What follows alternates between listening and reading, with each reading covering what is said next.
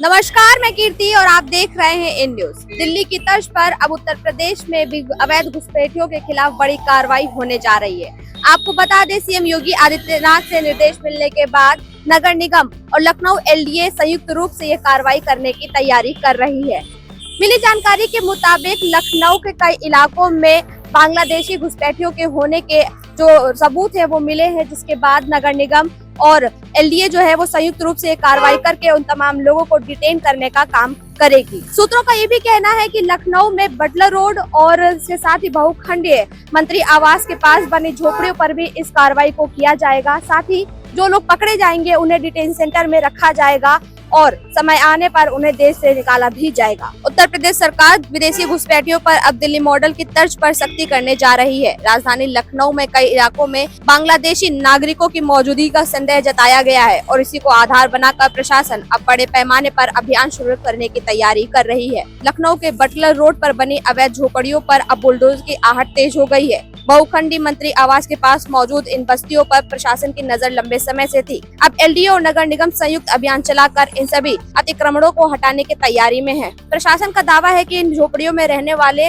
में से कई की पहचान संदिग्ध है और इनमें बांग्लादेशी घुसपैठियों के पीछे होने की आशंका जताई गई है। अभियान के दौरान सभी दस्तावेजों की जांच होगी, संदिग्ध पहचान वालों की पूरी स्क्रूटनी की जाएगी और फर्जी आईडी मिलने पर गिरफ्तारी की कार्रवाई भी तय है। पुलिस की टीम हर व्यक्ति की बैकग्राउंड, दस्तावेज और ठिकानों की जांच कर रही है।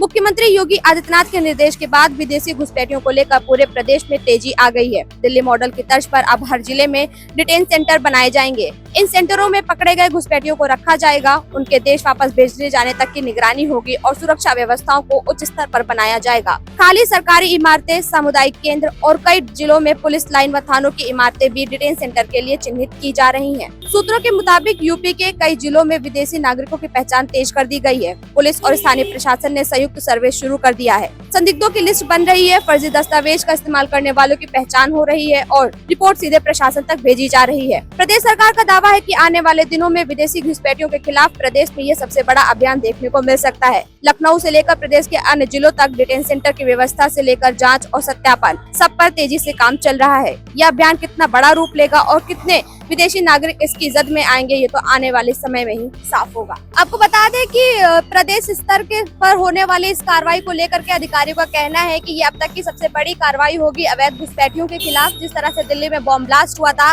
उसके बाद लखनऊ को दहलाने की साजिश के लिए जो धमकी भरा मेल मिला था, उसको देखते हुए ये कार्रवाई की जा रही है। साथ ही अधिकारियों का ये भी कहना है, सूत्रों का ये भी कहना है कि कहीं ना कहीं इन अवैध घुसपैठियों की वजह से, बांग्लादेशी घुसपैठियों की वजह से जो आम जनता है उनको सुविधाएं नहीं मिल पा रही है। उनको मिलने वाले योजनाओं का पूरा लाभ ये लोग उठाते हैं। साथ ही देश में, प्रदेश में अराजकता फैलाने की कोशिश भी करते हैं, जिससे रोकने के लिए इस तरह की कार्रवाई करना काफी जरूरी हो जाता है। कैमरा पर्सन रमेश वर्मा के साथ में कीर्ति, इन न्यूज, लखनऊ।